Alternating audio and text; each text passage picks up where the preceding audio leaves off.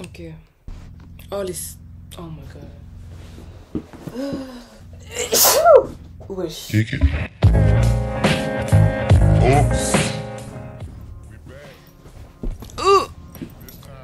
Hi. Je regarde là, il y a toujours le... Sur le côté parce qu'il y a toujours le retour écran. Same old, but... Another day, another cap. NAA. Shout out Chris, as usual. Same old, let me retrieve my notes. On peut commencer. Commençons par les livres toujours. Le dernier récap, je parlais de Ségou de Maryse Condé, que je kiffais trop et j'avais trop hâte de lire le second tome, donc je l'ai fini ce mois-ci. Je l'ai fini en début de mois, donc je me rappelle déjà plus trop. Mais j'ai adoré lire cette série de livres et j'aurais aimé avoir un troisième tome carrément, genre que ça s'arrête pas. Mais quelle histoire et genre quel destin pour cette famille les Traoré, fait de drame et de perte et de deuil. Et du coup, comme je disais, je pense que je vais lire tous les livres de Maryse Condé en fait, qui est à la bibliothèque.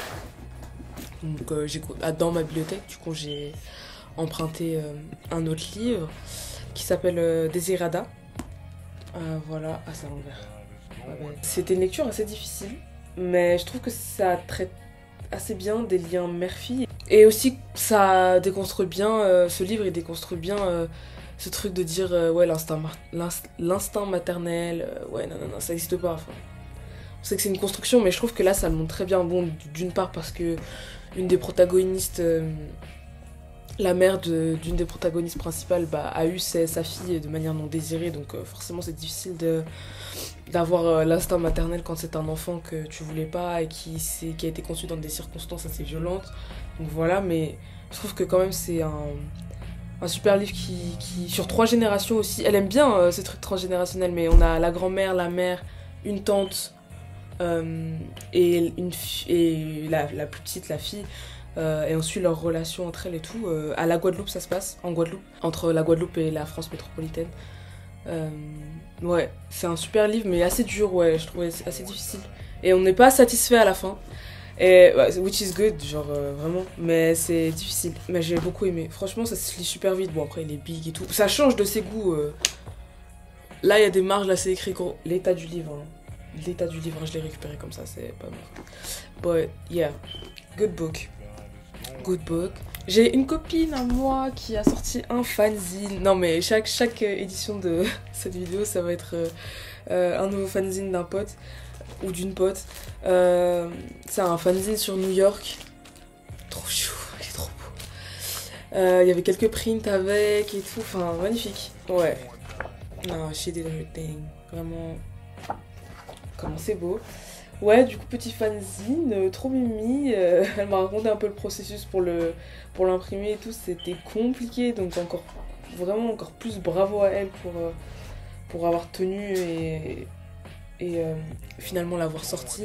Il est magnifique. Et bon, vous voyez la cover, vous voyez les prints là. I'm a fan. J'avais pas mytho, I'm a fan, but she did her thing. Vraiment, Tina.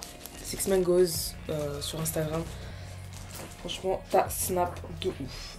À la bibliothèque aussi, j'ai emprunté, c'était un peu genre mise en avant et tout. Je me dis, ah purée, trop stylé. Du coup, j'ai emprunté un livre qui retrace les œuvres de Philippe Cognier. Hop, il est magnifique, la couverture est magnifique, la tranche est jaune, c'est trop joli. J'ai noté, Philippe Cognier, c'est un peintre figuratif. La peinture figurative, c'est une peinture qui représente les objets réels de manière simplifiée ou de manière complètement fidèle. Donc voilà. Je vous insérerai des photos parce que c'est super beau. Et j'ai lu aussi que en fait, c'était quelqu'un qui partait d'abord de la photo avant de commencer à créer à la peinture. Mais ouais, c'est quelqu'un qui... Le point de départ dans son processus, c'est la photo. Donc je trouve ça trop stylé et je trouve que ça se voit en fait finalement. Vous verrez des photos, mais je trouve que ça se voit. C'est vraiment super stylé. J'ai adoré le feuilleté et tout, et puis même les trucs un peu plus oniriques, imaginaires, là, les personnages un peu plus imaginaires qu'il peint, je trouve ça trop stylé. Donc voilà, great find, vraiment trop cute. Et j'ai emprunté une dernière BD, c'est la BD du roman tiré du roman Le rapport de Brodeck. En fait, ça me fume parce que je suis arrivée à la bibliothèque et j'ai vu ça. Et je fais wesh, parce que le rapport de Brodeck, c'est un livre qu'on nous a fait lire au lycée, je sais plus si c'était en première ou en terminale. J'avais un prof de français qui était super... Bah, en ce qui concerne les livres, en fait, il nous donnait des super livres ouais, des super livres à lire. Et dont le rapport de Brodeck que j'avais adoré. Et donc je me suis dit, wesh, j'avais oublié qu'ils avaient fait une BD carrément sur ce livre. Du coup, j'ai emprunté, c'est le premier tome, un tome sur deux en gros. Et voilà.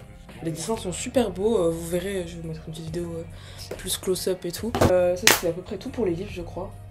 On peut passer aux films et aux séries, j'ai regardé pas mal de trucs aussi ce mois-ci, je crois. Ouais, pas mal en vrai. Comme tout le monde, j'ai regardé Queen Charlotte, ils font que s'envoyer dans cette série mon frère. Bah... Ouais c'était cute, en fait, j'aime bien le roi, la reine aussi est cute, mais je trouve que le personnage de Lady Danbury est tellement intéressant. L'actrice qui joue Arsema, je crois, elle s'appelle, est super forte, très belle. Oh là là. Genre, j'aurais bien aimé que ce soit elle la reine en vrai, parce que India, bref. Enfin, elle est mimi, mais. Et je trouve qu'en termes de charisme et tout, genre, l'actrice qui joue Lady Danbury est tellement au-dessus. Mais sinon, oui, c'est un visionnage facile, voilà, pour passer le temps et tout, it's cute. Ce mois-ci, en fait, ça fait longtemps, je me suis dit, il faut que je regarde Succession et The Bear. Succession, j'ai pas réussi à rentrer dedans, mais je vais peut-être attendre que genre, tout soit fini et que les gens arrêtent d'en parler, parce que je pense que je vais me faire spoil d'une manière, là, vu que le dernier épisode est sorti ou va sortir. Donc voilà, je vais attendre un peu, mais The Bear, vu que la deuxième saison va sortir vers fin juin, je crois, ou 22 juin, par là, bref, je me suis dit, il faut que je regarde la première saison. Épisode de 30 minutes, format parfait, cette série est folle. Cette série est trop bien. Liv Gallagher. Faut que j'arrête de l'appeler comme ça, ouais, vu que l'acteur principal, c'est Liv Gallagher dans Shameless. Série d'ailleurs de zinzin, je me rappelle en été, j'avais regardé les 8 saisons, il y en avait 8 à l'époque ou 9, j'avais regardé les 9 saisons en été, j'étais zinzin, je sais pas ce qui me prenait. Puis c'est encore une série de cuisine et tout, mais non, c'est une série de fous furieux. C'est tellement... le premier épisode est tellement The Deuce coded, genre j'étais choquée. Je me suis dit, wesh, ou vinyle un peu coded. J'étais là, wesh, je vais tellement kiffer, et j'ai kiffé. Du coup, voilà. Qu'est-ce que... Ah ouais, j'ai regardé... j'ai regardé Romeo Must Die avec Jet Li et Alia, et frère, cette go Alia est tellement belle, frère. Y'a pas, purée. Ouais, il était bien, la soundtrack était cool, franchement. Et là, je suis en train de regarder une série japonaise. Ouais, c'est un peu un drama façon, mais japonais. Qui s'appelle First Love. Donc j'ai vu le titre, je me suis dit ça va être cul de zinzin, frère. Parce que, enfin, je regarde pas mal de... Enfin, je regardais... Là, ça fait un moment que j'ai pas trop regardé de drama coréen, mais à une époque, je regardais vraiment énormément de drama coréen. Et quand c'est cucu, frère, c'est cucu, gros, je sais pas, enfin, puis même quand c'est pas cucu, c'est cucu, frère, je sais pas.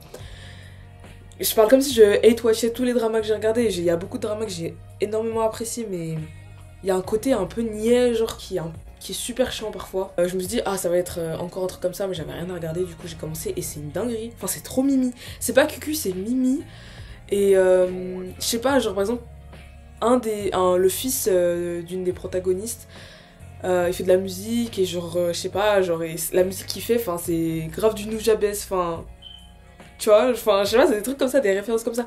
Et genre je regarde un épisode, je crois que c'était dans le deuxième épisode, je suis à l'épisode 3 donc j'ai pas fini, mais je crois que c'était dans le deuxième épisode, il y a un son qui passe en background et c'est Unknown Mortal Orchestra, enfin le groupe néo-zélandais dont je parlais dans la vidéo dernière.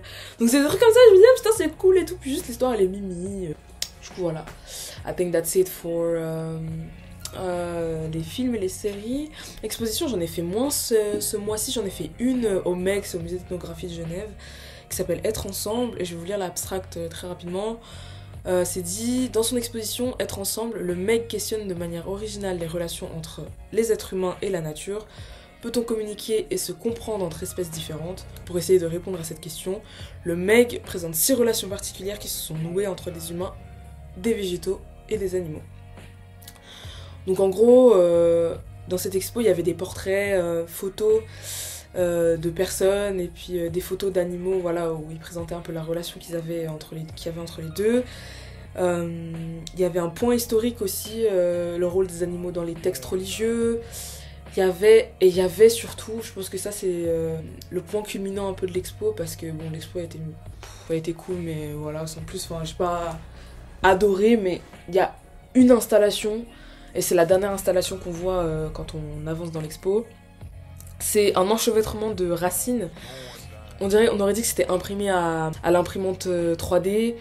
C'est transparent et du coup ils ont dû insérer des LED dedans et genre ça faisait une sorte de gros enchevêtrements de racines et en fait on voyait toute l'énergie qui voyageait entre les ramures en fait et c'était magnifique. Et en fait quand on s'approche de cette installation et qu'on marche de gauche à droite pour voir les racines, en fait la lumière elle nous suit. Enfin c'est incroyable, c'était vraiment super beau. Franchement ça nous a... Wesh, on est resté... Donc c'était 15 minutes dans l'endroit, là c'était trop stylé alors qu'on a fait l'exposition en vite genre mais... Ouais, ce moment-là c'était super beau. C'est tout pour les expos ce mois-ci. La musique...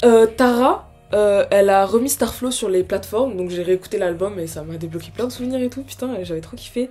Mais si vous connaissez pas Tara, peut-être que vous connaissez sûrement, elle a sorti un son...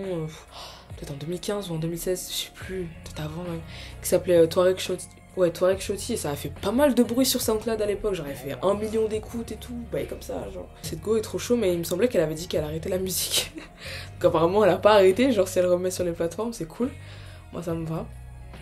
Du coup, voilà. Il y a l'album de Domo Genesis et ALC No Idols. Merci Mathis parce que c'était dans ma liste d'attente depuis et je pense que j'allais jamais l'écouter si tu m'avais pas dit de l'écouter et franchement cool. Franchement super album, ça kick bien et tout et je pense que... Ouais, on en parlait avec Mathis justement mais je pense que c'est peut-être plus intéressant que l'album de Larry June et ALC en fait, je sais pas. Ça se discute et tout mais ouais. Moma Reddy aussi, producteur de New York, si vous connaissez pas, c'est un producteur de New York. Un musicien de New York qui fait de la techno, de la deep house un peu, qui a sorti un album et c'est de la bonne musique. Ce jour-là, il y a Byron The Aquarius aussi qui avait sorti un... je sais plus si c'était un EP ou un son et c'était vraiment une très bonne journée pour la techno. Hein. Oh là là. Il faisait grand soleil en plus, non c'était trop bien. Ah oui aussi, mais je sais pas ce qui se passe avec les R&B girlies de Londres là, mais frère elles font leur taf. Bon, il y a eu Flo, mais là il y a Natania et aussi Essoza. Natania avec le son Angel et Essoza avec Waste My Time. Mais frère, wesh. En plus, avec l'été qui arrive et tout, non, wesh, continue à faire du R&B comme ça, Mimi et tout. Il y a aussi... what's his name? Nayante. Je vais pas mal prononcer son nom. Qui a sorti un album qui s'appelle Dante's Inferno. Et... Bon, c'est trop intéressant comme album, franchement j'ai trouvé ça archi intéressant comme album, no joke. Après, j'ai pas kiffé tous les sons, mais le premier, The City of a Hundred Plays, quelle dinguerie. Quelle dinguerie, sa manière de poser, le sample, l'évolution du son, enfin... Et la cover aussi est magnifique, genre la cover est très très belle, faudrait que je retrouve qui est l'artiste. Comme ça je vous l'insérerai, mais ouais, ce premier son, en tant qu'intro, je pense que ça set bien le ton de ce que va être ton projet. Et ouais, top. Il y a African American Sound Recordings qui a sorti un album qui s'appelle Free Flowers. L'artiste derrière ces projets sous le nom African American Sound Recordings, c'est Cities Aviv, pardon. C'est un artiste de Memphis. Et en gros, sous cet alias-là, il fait un peu une sorte de jazz, ambiante, expérimentale façon. Je vous conseille Tamika's Lodge. Si vous allez écouter Free Flower et que vous kiffez, je vous conseille d'écouter l'album de juste avant qui s'appelle Tamika's Lodge. Forcément, Ndoti qui a sorti Soulfully. Congrats. Et puis, si tu regardes cette vidéo, et puis... Ouais, super projet et on en avait discuté mais vraiment la deuxième partie est incroyable, c'est vraiment de la magie genre. J'ai vraiment adoré et ça m'a fait plaisir que quand on en discute tu dises que c'est la partie que t'as vraiment apprécié produire parce que en fait ça s'entend quand on écoute le projet donc voilà super cool et plus les singles qui étaient déjà super bien mais congrats puis hâte de voir la suite boss, trop bien. Et puis pour terminer, High Tech, trio de Détroit là qui fait de la ghetto tech, frère la claque que je me suis pris. Oh là là là là là là là là. En fait, la ghetto tech, c'est la ghetto tech. Ça veut dire, c'est toujours les mêmes codes, un peu trash, un peu explicite, des lyrics, t'as capté ass and titties, tu vois. Ass and titties, on capte et tout. Mais frère, ce projet est... Faut que j'arrête de dire zinzin, mais ce projet est zinzin, genre vraiment, du début à la fin. Ah, j'écoute tous les jours. Et en particulier Shrimp and Grits, Packet Pussy, je disais quoi, Ass and titties, Packet Pussy, bref. And Birthday Pearls. Ouais. Grand soleil, ghetto tech, high tech dans les oreilles, ça passe de ouf. Ils sont trop chauds. Franchement, je vous conseille vraiment ce projet. Hein. D-Twat. Je vous conseille vraiment ce projet. David, écoute l'album. Ah, et aussi, dernier truc, vu que j'ai regardé Romeo Must Die, forcément, j'écoute en boucle Rose in a Concrete World de Joe. Et one thing about Joe, hein, il va deliver un refrain de fou furieux. Le refrain de ce son est tellement addictif. Voilà, donc je pense que c'est à peu près tout pour la musique. On peut passer rapidement à YouTube. J'ai beaucoup regardé les vidéos de Khadija Mboué. C'est une youtubeuse qui fait beaucoup de vidéos essays. Super intéressant sur le genre, sur les rapports de genre, les rapports de classe, la transidentité, des sujets super actuels et intéressants, souvent très très bien documentés. Je pense que ça vaut le coup d'aller checker, si vous avez des questions sur ces thèmes-là, je pense que ça vaut le coup d'aller checker ces vidéos parce qu'elle les explique très bien, et puis ces dernières vidéos aussi, elle donne aussi la parole aux gens un peu, je trouve ça super intéressant.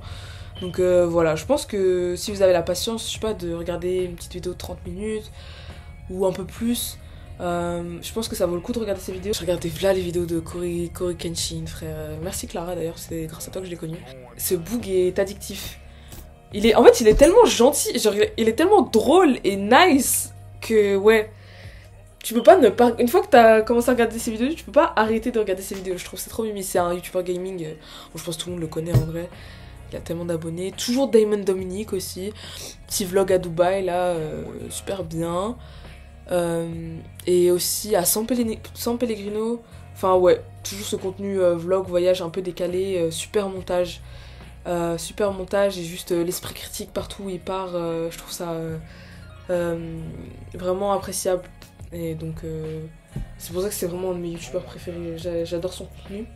Et puis aussi les vidéos de Justin Boone parce que il a fait un vlog sur le shoot qu'il a fait avec sa femme. C'est un pregnancy shoot. Du coup, le styling était trop stylé. Je voulais juste voir un peu le behind the scenes de ce shoot. Et du coup, après, j'ai regardé un peu le reste de ses vidéos sur YouTube. Et ouais, il est super intéressant. Il est super nice. Et ouais, c'est du bon contenu lifestyle et fashion. Et puis c'est tout, je crois. Je crois que c'est à peu près tout. Podcast, j'ai pas trop écouté, à part toujours le podcast de Minalé. Donc voilà. Et ouais, I think that's it. Deuxième épisode de ce Culture Recap. J'espère que vous allez kiffer, j'espère que vous allez écouter là les albums que j'ai dit. Surtout High Tech, D-Twat. C'est mieux vous allez écouter parce que c'est une dinguerie. Et puis on se revoit le mois prochain pour le prochain Culture Recap. Et puis voilà. Bisous. Kick it. Oops. We back.